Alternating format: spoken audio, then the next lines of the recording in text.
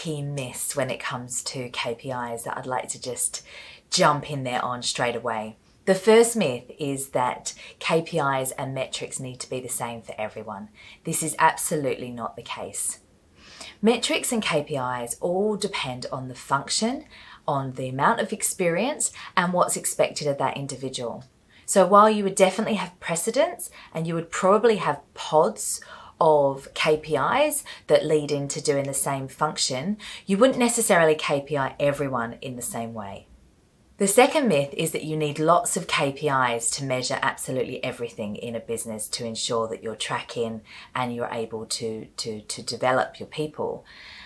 I had an amazing experience recently where I met the founder of the Bridge Climb, who actually explained they had one metric when they were setting up that business. The metric was the tour guides needed to understand everyone's name in less than 5 minutes. They had one metric and one alone, and that served them very, very successfully. The third one is that there's one perfect structure of KPIs.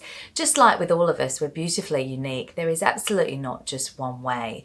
I know businesses that are very similar to my businesses who KPI their staff in completely different ways. I also know businesses that just will not KPI anything that's actually outbound. They will KPI things like the NPS score or client retention as opposed to outbound activities. The fourth myth is that the KPIs are the only measurement of performance. I have someone in my business that consistently will miss her activity targets and will always be a mid-performer when it comes to revenue.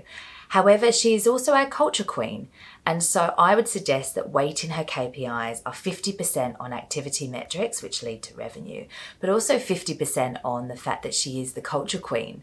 And for me, having a performance conversation with her around her activity metrics will actually be quite detrimental, and the value she brings to the business far outweighs the revenue that perhaps she's performing short of.